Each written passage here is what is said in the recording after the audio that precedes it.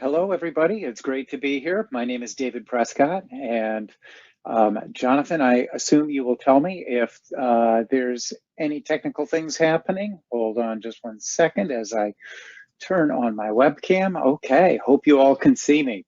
So welcome. Again, my name is David Prescott. I'll be hosting this webinar with some of my absolutely favorite people and working with one of my favorite organizations, NERI Press. And NERI Press has been around since, I think, the early 1990s in one form or another. The thing that I've always appreciated about NERI Press and the training center and everything else at NERI is that NERI's always been at the forefront of trying to figure out what are the best ways to get information out to as many professionals as possible, whether that be in webinar format or various kinds of online trainings. And of course, NERI also is a force behind the now sort of internationally renowned MASOC conference that happens in Massachusetts every April. So it is great to be here, and I'm going to see about advancing this slide. So Jonathan, I'm not able to make it advance. Perhaps you could advance it for me. Thanks so much. So let's start with the ever important learning objectives. As always, there are 3 of them. Participants will understand the importance of the responsivity principle in treatment for persons with sexual behavior problems. Number 2 is review a model of collaborative program development, ensuring client buy-in. And then number 3 is consider the benefits of a framework in which treatment providers and clients demonstrate reciprocal respect and therapeutic engagement. We don't have a lot of time to cover this material today, and there's many of us that are taking part in it. So I'm going to step away pretty much as quickly as I can. However, I just have to say that even just reading these objectives, it's very clear that although we have a short time together, we could all spend a lifetime mastering the items just in these objectives themselves. So let me introduce the speakers. Jonathan, if you can advance to the next slide, that'd be great. Here we go. Some friends and colleagues and sometimes co-presenters, Robin Wilson and Michelle Burns, who will be leading us. And then next we have, if you can advance to the next slide. Thank you, Erin Breezy, Marsha McQueen. She seems to be Marsha Lee in print, but Marsha when talking during the preparation. And of course, Susie Sturton also joining us. So these 4 women are in Ontario right now. Robin is coming to us from his home office in Florida, and I'm coming to you also from my home office in the area outside of Portland, Maine. So with that, I'll turn it over to you folks, and can't wait to hear what you have to say.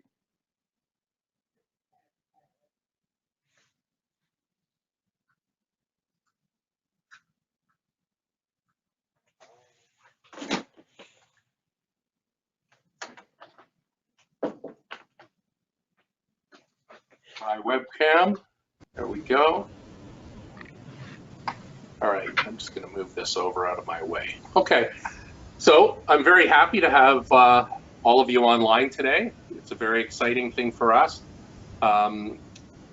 Just a little bit about who we are. So we are here on this webinar today as members of Peel Behavioral Services, which is a program of a large, at this point at least, a large multi-site hospital complex in Mississauga, Ontario, Canada, also known as the Trillium Health Partners. Just a little bit of personal history myself.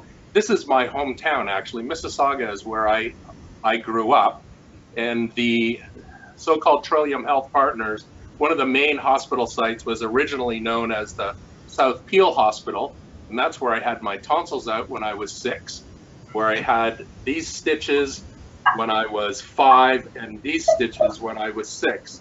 So those are the, that's my link to the hospital. Many years later, I ended up being involved with Peel Behavioral Services, but I have a long history with the hospital in South Mississauga, I suppose, at this point, down by Lake Ontario.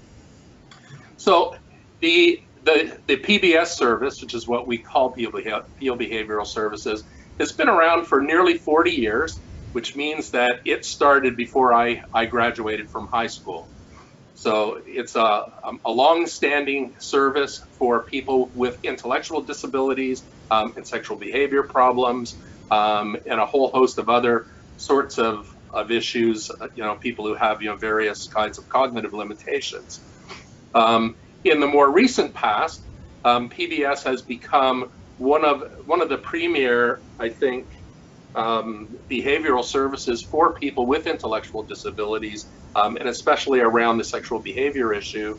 And they have a wonderful partnership, I should say we have a wonderful partnership with a number of different sort of housing organizations who provide a place for our residents to live while we're doing various treatment options. Okay, so we have a new book, which is, I suppose, the reason why we're doing this today. So this book is called Passport to Independence, a Good Lives Workbook. And essentially what it is a collection of exercises that people who are running a Good Lives model-oriented program could go to and say, for instance, you wanted to do something about being good at work, sort of excellence in work. And you didn't quite know how you could do that with your clients. You could go to our workbook here, go to that section, look it up, and we have 4 or 5 different exercises that you could choose from. You could, I suppose, use this book as an actual curriculum.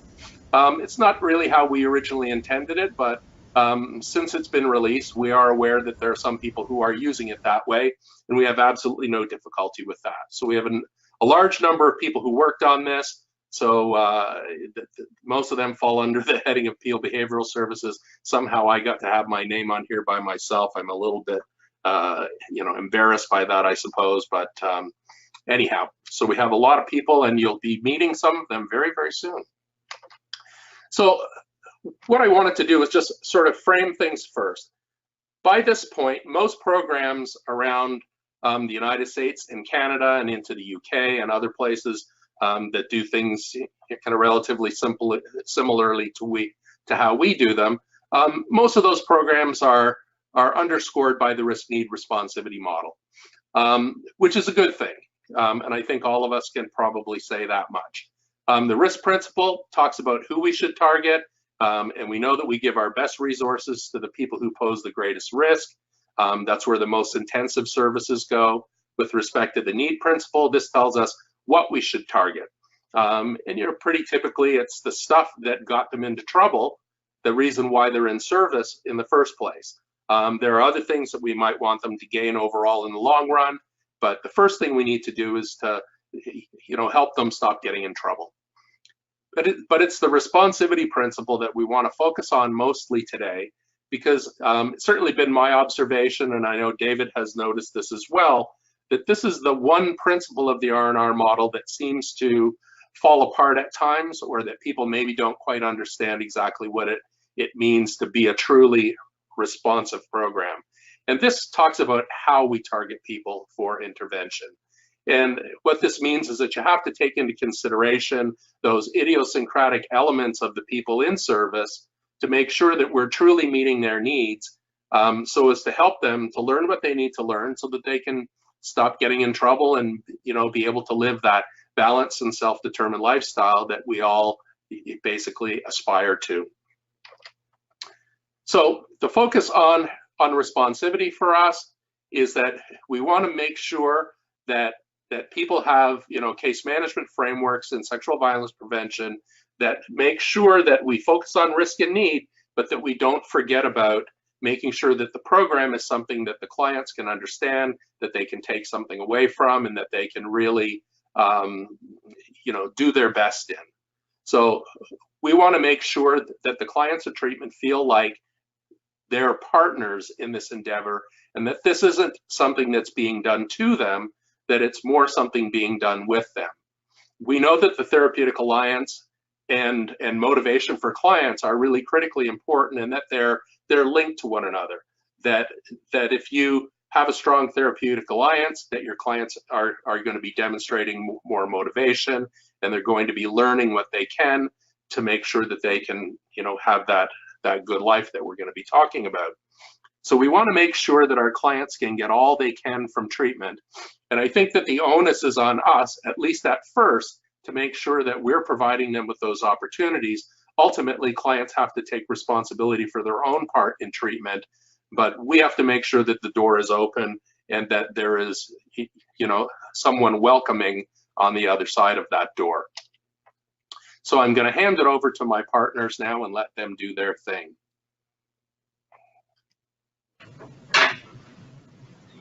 So hello everyone. Our Passport to Independence workbook that Robin was indicating is based on the Good Lives model. So what is the Good Lives model? It's a treatment approach that focuses on the individual's whole life in a holistic manner and less on their past or their present inappropriate behaviors. It also assists the individual in determining what is most important in their life, and it also provides concrete and systematic strategies on how to pursue and achieve one's goals in a safe and positive way. What it consists of is 10 long-term goals. Each of these long-term goals are then broken down into short-term, more achievable goals. And these short-term goals help an individual work towards that long-term goal that they have for themselves. Each person is very unique, and therefore their goals and the methods of achieving their individual goals are specific to the person that we're targeting and that we're supporting. And below are a number of different icons that we used for each one of the 10 chapters that represent the 10 long-term goals in the book.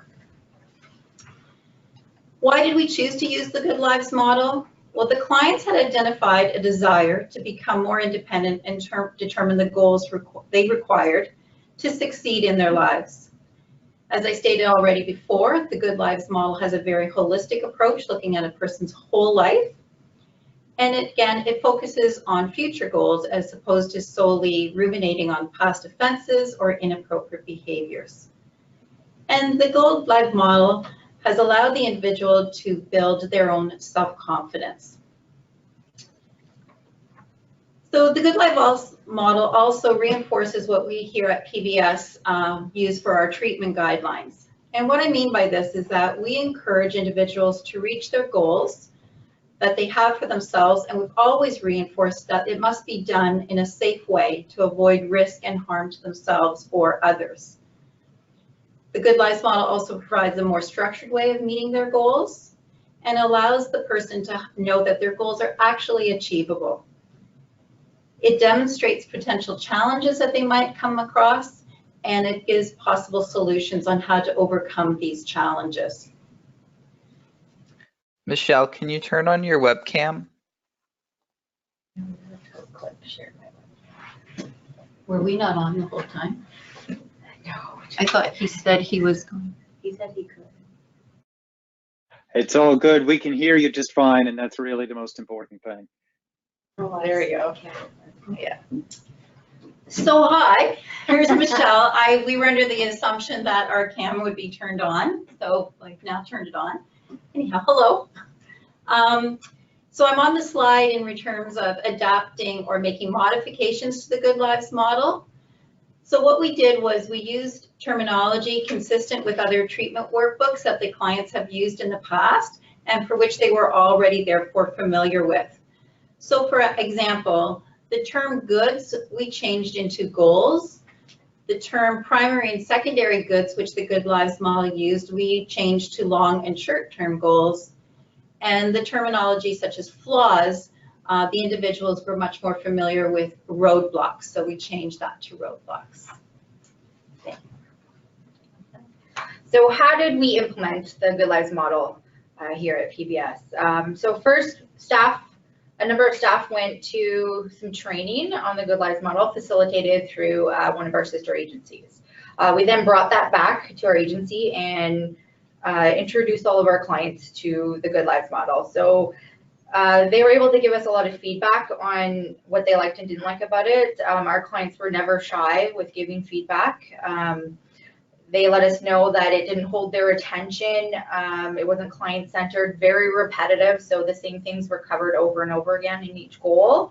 And another feedback that they gave us is that it wasn't visual enough for them. So a lot of our clients are very visual learners, and they wanted to see more visual components to their learning. So we then took their feedback and put it all together, and we finalized our curriculum, which we called Passport to Independence.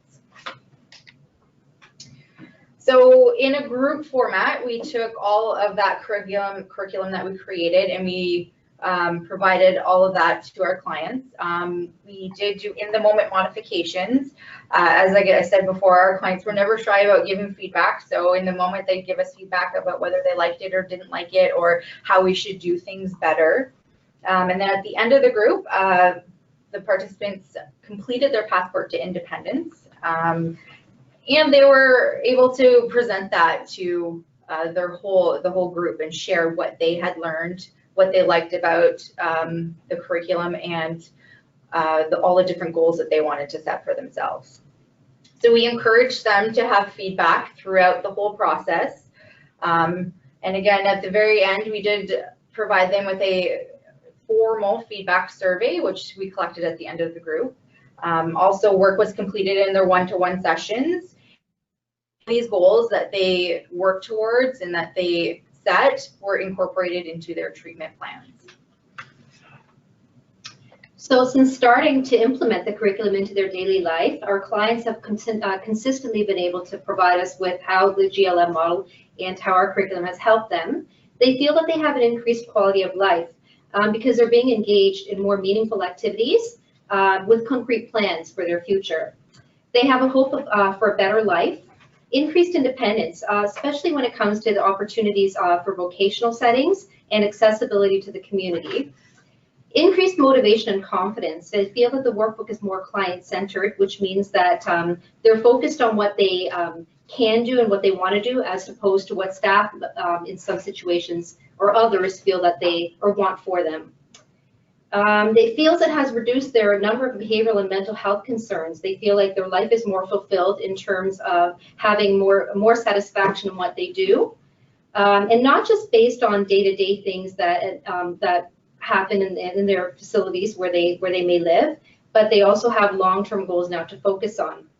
They're better able to identify barriers, problem solve, and potentially overcome these barriers, because when they set their goals, they use the SMART model. So they're able to focus back on if they do have any barriers, they're able to go back and we kind of revamp the way they have set their goals and make them more achievable for them, so they don't give up.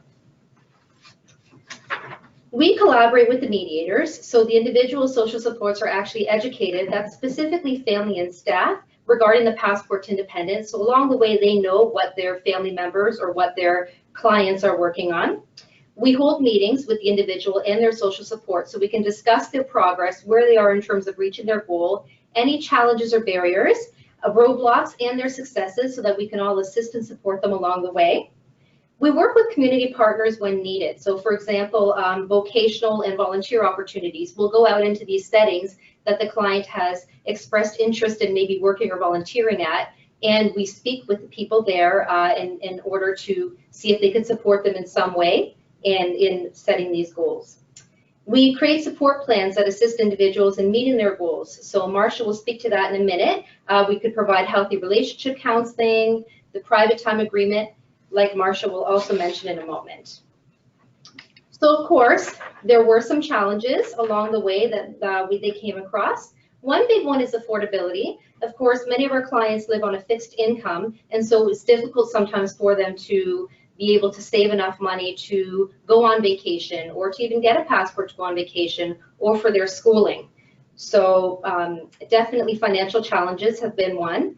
Mediator buy-in. Not all support staff agree with the goals that the clients have set for themselves, and so we need to ensure that they will still support them and explain why it is important to the client. Lack of resources or opportunities. So transportation is a big one for them, for sure. And here where we live in Ontario, employment is difficult to find sometimes, especially with clients with an intellectual disability. Lack of follow through. So that's for the mediator and the client sometimes. So transportation, for example, might be an issue. So lack of follow through might be difficult. Or depending on, what the client is facing, they might actually not attend scheduled shifts that they might have to work, or just their inability to wait. So sometimes, for example, if they have to wait to afford going to school, their lack of follow through might really be the cause of having to wait so long to save. Their lack of motivation to self-initiate, definitely mental health sometimes plays a role in that. Lack of available support, so sometimes with the staff turnover rate, the continuity becomes a challenge for them as well. And of course, various levels of cognitive functioning as we support people who have low to quite high IQs, and sometimes it impedes on them moving forward and advancing. So the goal needs to be broken down even further. Then, of course, there have been many successes. So clients have reported their enhanced motivation to accomplish their goals. They feel better supported, and they feel like they can do it. They now have concrete goals that they've set to work on, more structured ways to meet their realistic goals, a better understanding as to what they want in life, because prior to actually doing this curriculum with them, some of them admit that they haven't really been asked they know they're in a treatment setting, they know that they're in a treatment program, but they haven't really thought far beyond that. What's possible for me and what can I do? They have the assistance from others on how to meet their goals from staff and family. Increased independence, community access is a big one for them. And they still have a reduced risk because regardless of what goals they set for themselves, they're always in alignment with the treatment so that they can access these goals in a safe manner. And a lot of times our clients say they're motivated to achieve their goals more than they're motivated or their desire to actually engage in inappropriate behaviors and get in trouble with the law, for example. More balanced and self-determined lifestyle, because the focus is not just on treatment, they're actually achieving goals as well while they're in treatment, and which provides them with a more positive outlook on their future. So we're going to go into using Passport to Independence, and we're going to provide 2 examples of the individuals we support and in terms of how they use the Passport to Independence to achieve their goal. So the first one here is a personal choice and independence. And this individual wanted to get his driver's license. So one of the things that we try to teach our clients is to understand the importance of achieving their goals over time by breaking them down into smaller short-term goals leading to their long-term goal. So the short-term goals for this particular long-term goal is as follows. So to save money for a written test and driver's education. So this individual had to really understand the importance of, the amount of funds that he would have to save towards this goal. Studying for a written test and also receiving assistance from staff members to study for the written test. Write and pass written tests for learner's permit. Complete driver's education. Complete and pass road tests to acquire full license. And of course, education on the need for insurance and budgeting and being realistic about purchasing a vehicle. This is an individual that lives in a residential treatment home. So it's important for us to be realistic with them about achieving these long-term goals. So we're moving on to the next slide, the roadblocks.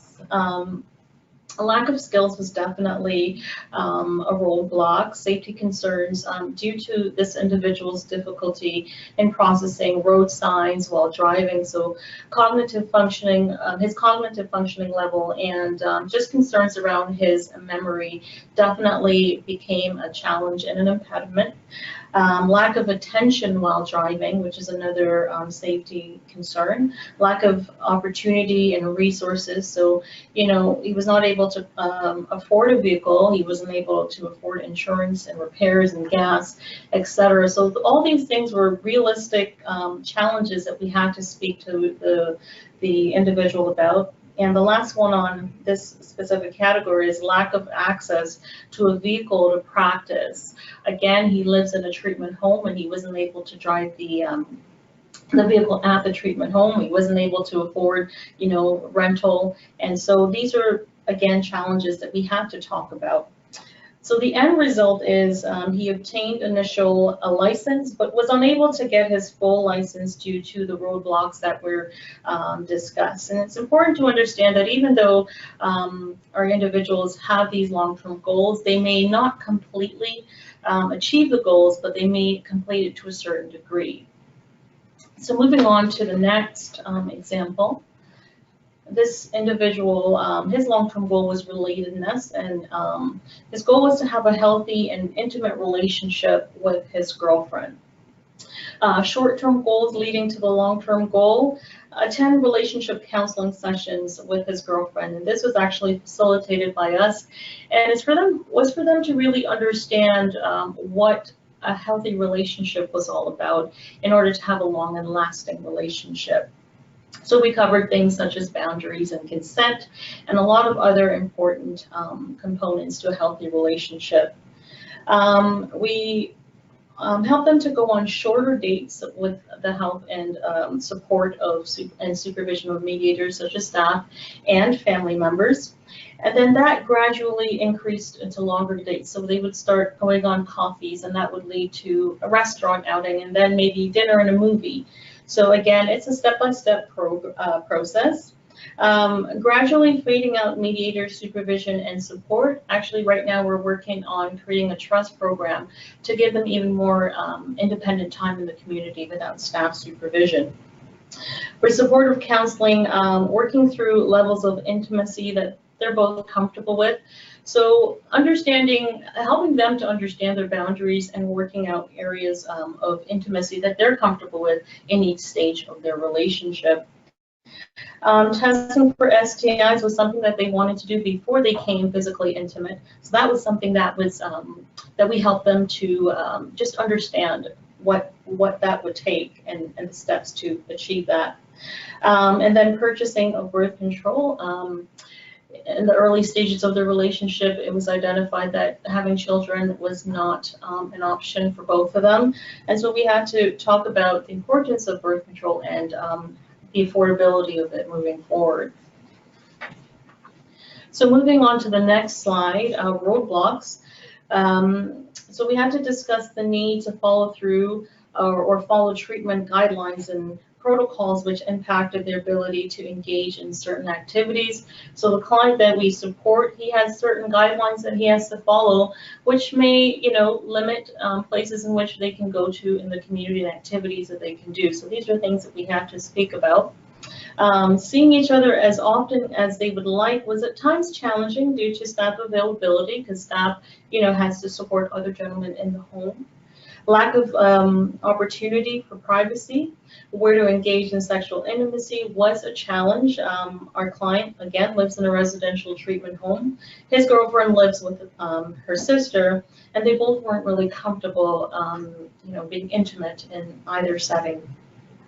Saving money for a motel to have private time, because that was an option that we threw out, being that they weren't comfortable being intimate at the group home or at his girlfriend's sister's home. So again, affordability became a bit of a challenge where that is concerned to engage in sexual intimacy. The end result is that the client's parents offered their home as a private place for them to engage in sexual intimacy. And this actually was very beneficial for both of them. It's something that they do up to this day. And they have date nights, and they even have sleepovers at his parents' home. Both are extremely happy in their relationship, and they're committed to each other. They say that they're each other's soulmate.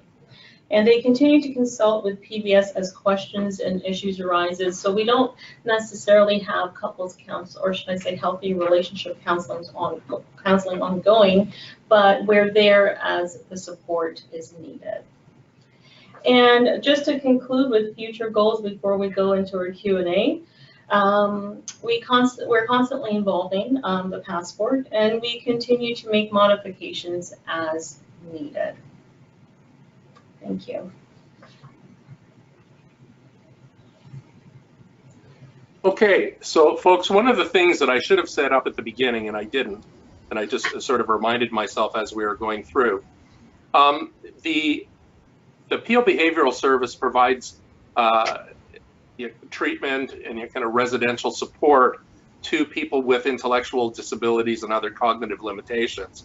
And they were the population with whom we originally developed this workbook. But when we were writing it up to send off to NERI for eventual publication, we were very careful to make sure that we didn't limit ourselves to solely that population. And you know, although the examples today have been about folks from the ID population, we have written the exercises such that they can be used by anyone who has sexual behavior problems, regardless of what their intellectual capacity is. You know, certainly in my experience over the last number of years, it's been pretty clear to me that even people who are not necessarily having, you know, kind of cognitive limitations appreciate language being simple and clear to understand, and that's what we strove to do with this workbook. So sorry, David, I just wanted to throw that one little bit in there before I forgot. Well, I really appreciate it, Robin. Maybe if we can start our Q&A from that point. You've really worked hard to put this together, and you've done this in a context in which, you know, in the old days, we used to complain about the juvenile world, that it was mostly filled with models that had been imported from the adult world. And I think, oh, hold on, I'm just going to try to share my webcam here, if I can. Here we go. All right, hopefully that works. And then, you know, we've also talked at various times about how much the adult world could learn from folks like you who work directly with intellectually disabled people. So I guess now that you've produced this, now that it's out in the public and you guys have gotten feedback, what are some of the additional uses for this workbook that you've seen? You've mentioned that it isn't necessarily an entire treatment program, although a treatment program could be centered around it. What other kinds of things have you learned? Well, certainly some of the feedback that I've had is that people are using it with their clients in individual treatment as a means to, you know, sort of highlight certain areas that clients are having difficulties. It also has been, I know that there are a number of programs out there who have bought, you know, reasonably large number of copies. Thank you for that. Should note that all the proceeds of this book, as far as PBS is concerned, all go back into the program for further curriculum development. So neither me nor Michelle or Aaron or Susie or Marcia gets any money from this. We're all, well, I mean, we got paid, I suppose, while we were at work doing this, but in terms of sales of the book, all of the money goes back into the program. So there are a number of you know, sort of large scale programs out there as well who are also using this as part of their group curriculum. And I think it's, you know, the feedback I've had has been overwhelmingly positive. People are really appreciative of the opportunity to go and find an exercise. You know, say you're talking about a certain topic in group this week, you really don't know how to get it started. You're looking for something that you can do to help drive home the point. And, you know, going to the Passport curriculum has really helped them out in terms of being able to do that. Mm-hmm. Excellent. Hey, I also just want to mention to the audience too, please don't be shy about asking your questions. You can enter a question into the question box area there. I have that open. You can also type into the chat. I see that somebody else has already prompted me to invite questions from the audience. So please, let's make this as much of a discussion as we can, even though I could talk with these folks all day long, and on more than a few occasions I actually have. So I guess it's not a question, it's more a comment than anything else, that I personally find it deeply refreshing to have a webinar from folks who are actually doing the work day in and day out and who know the population that they work with, as well as you folks do at PBS. Thank you for coming on board today.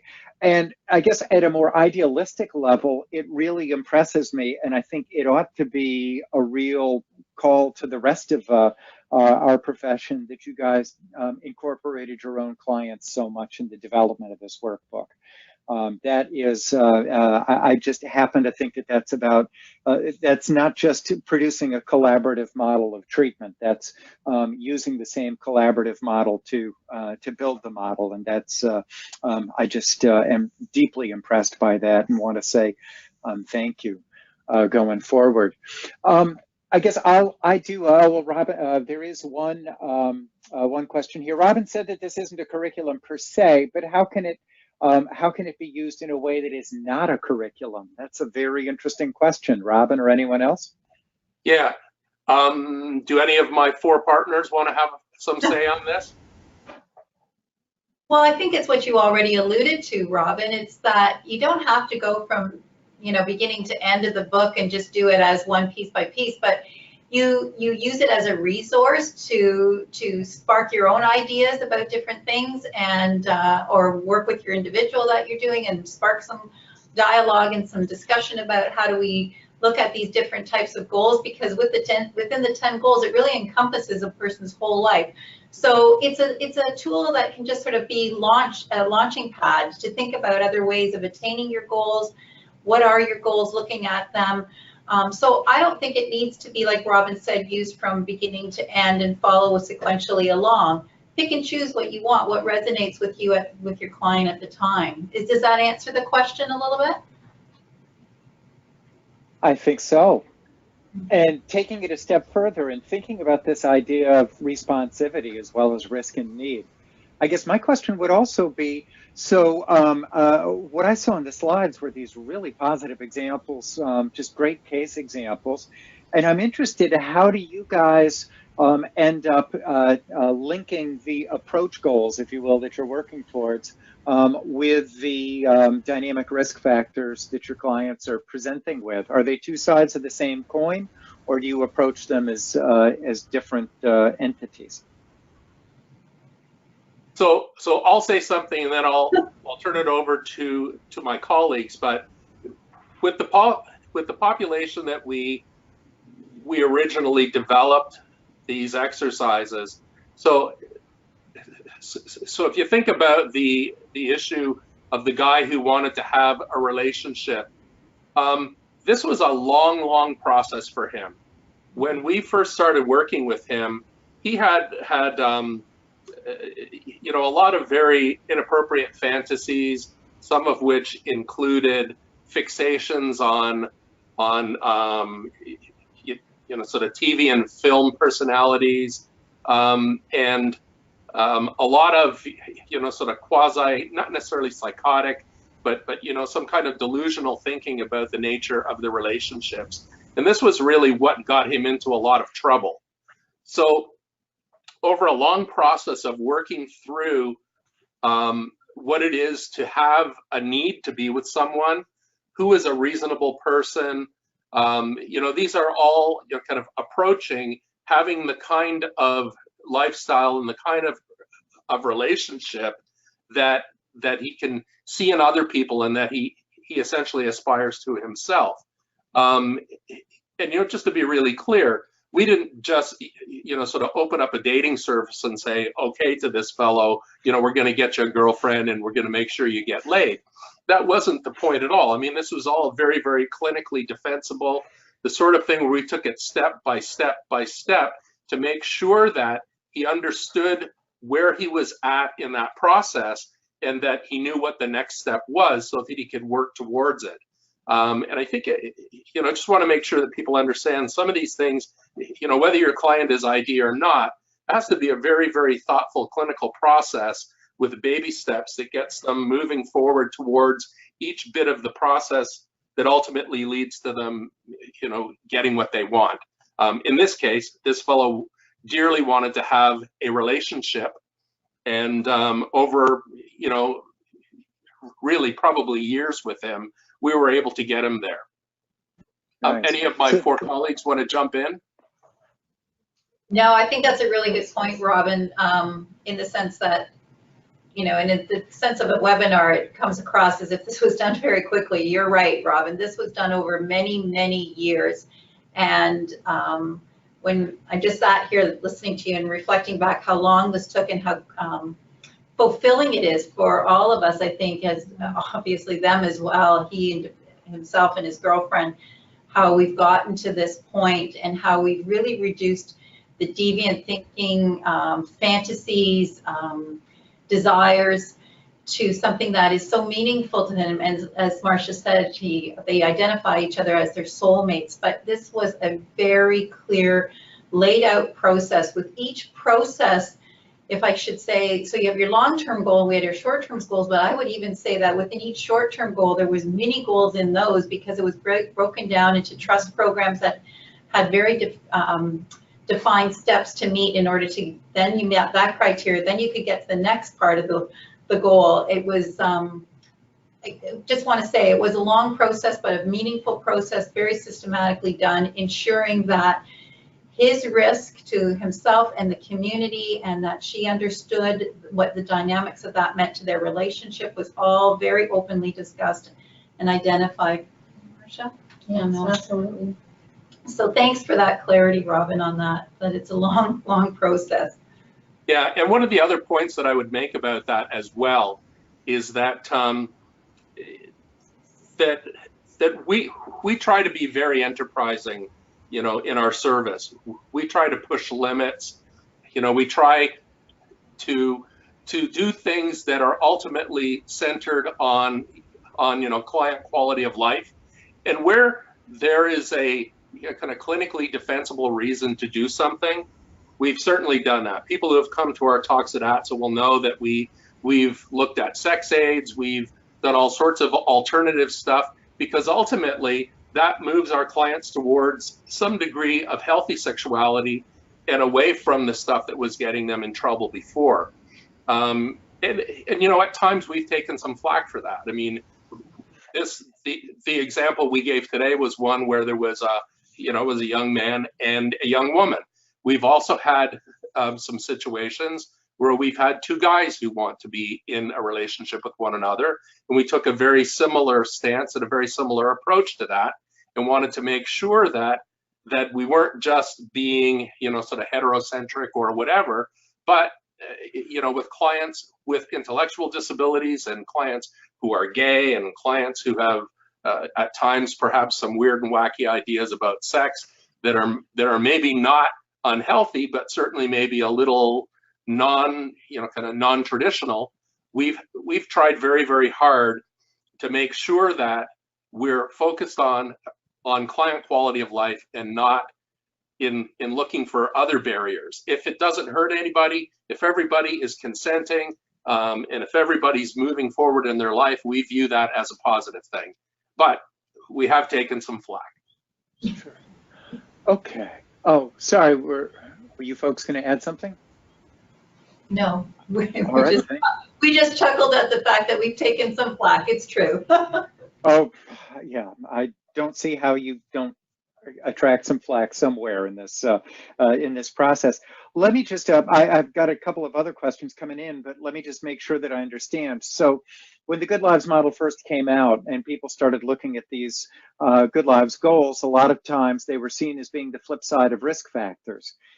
So for example, the person who has a great deal of a sexual attraction to children is naturally going to have some difficulty forming connections and relationships in his life, and you guys have given a very nice example of that. And what I'm hearing you say, and I just want to make sure that I understand, is that another way of looking at it is that by starting by working with all of these approach goals within the Good Lives model, this will enable you to have some very serious conversations about dynamic risk factors, plain and simple. Is that what I'm getting?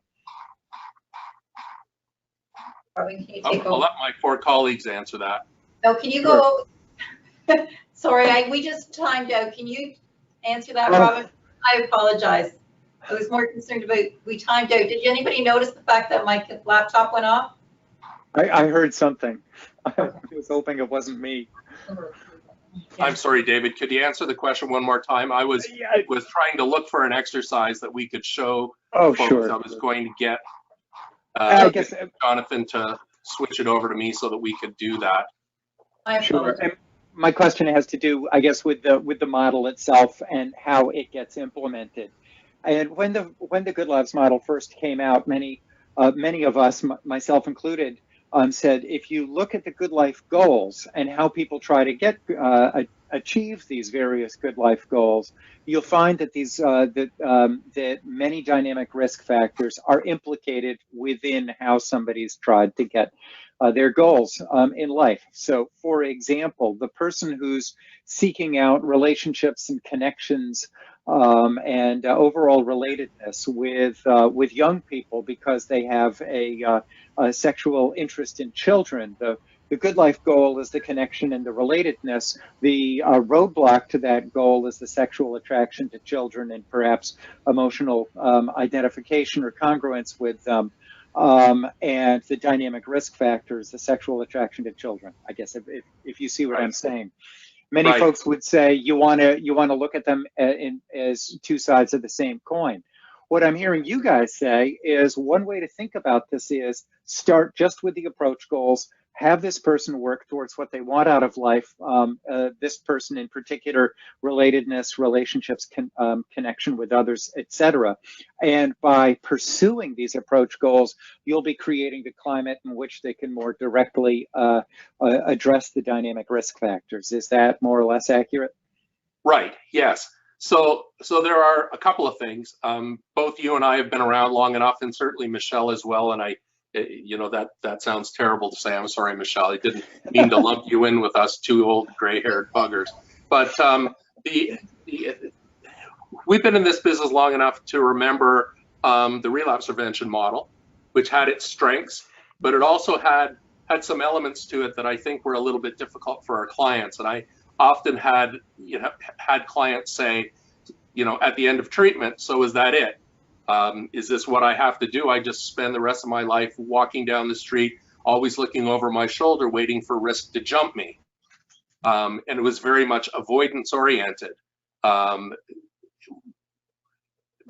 perspective, with all due respect to Tony Ward and all the Good Lives folks, I mean, I think many of us for a long time have been saying it's not just about the risk of reoffending, it's the risk of not having a good life.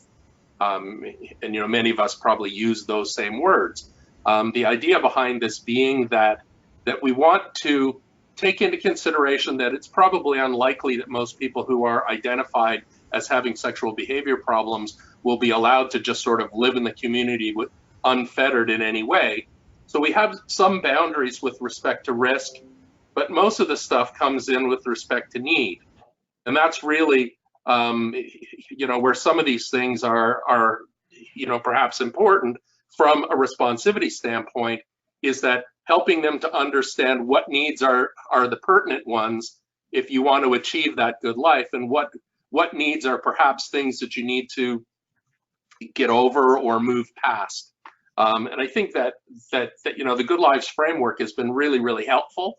And in terms of putting this workbook together, it really did give us a wonderful experience of being able to go back and forth with our clients and say, okay, this is what we're thinking, and them saying, nah, that doesn't make sense. We go back to the drawing board. They say, why don't you try this? And that sort of process of coming to the final product as a team, I think has been such an overwhelmingly enjoyable experience for both us and them. And has, I think, in the process, helped them to better understand exactly what it is that they need to do in order to do well in life.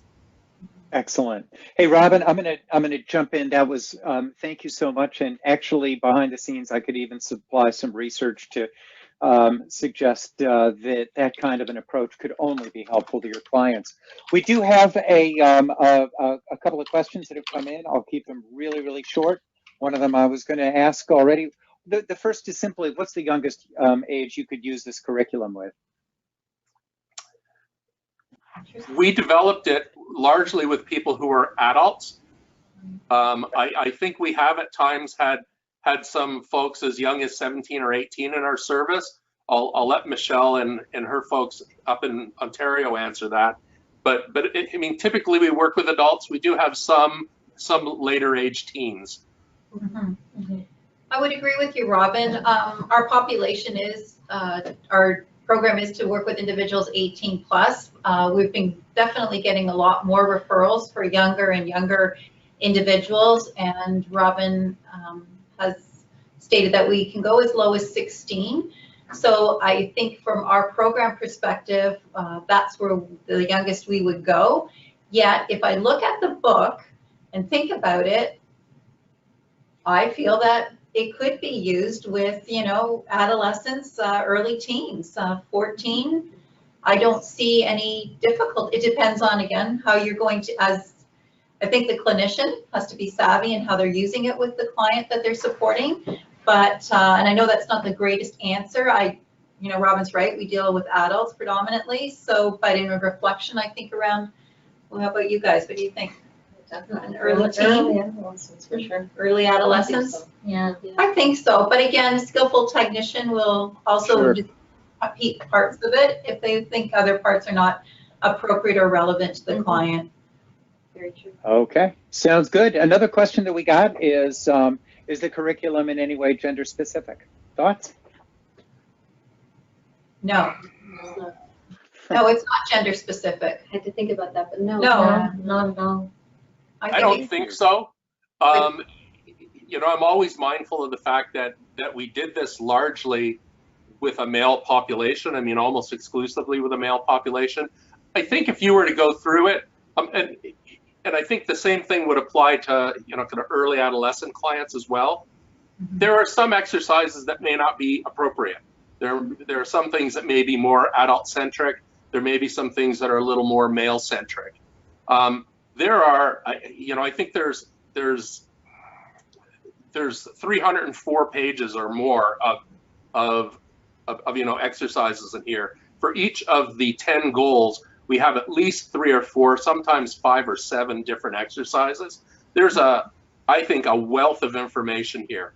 One of the questions that was asked was, could somebody see what an exercise looks like? So I just grabbed one to put it up here just quickly to show. So this is an exercise where folks are being asked what goals are important in your life. So this is a very early one. This is at the beginning of the book. And basically, what we do is we have an explanation for the people who are, you know, who are going to be part of the exercise. There are three kind of learning objectives, and we typically have 3 or more. We tell you what you need. And in fact, these worksheets are in the book as well. We tell you need pens and pencils. There are times when we'll say you need a flip chart and markers, or scissors and glue and that sort of thing. And then there are instructions to the person who is running the exercise so that they have some sense of how to do this. And then we give, you know, what we sort of think would be the time needed to complete the exercise. And you can see here's one of the worksheets for the 10 different goals. And then we have another one here, risk and protective factors. The same sort of thing. And here you say whiteboard or chart paper.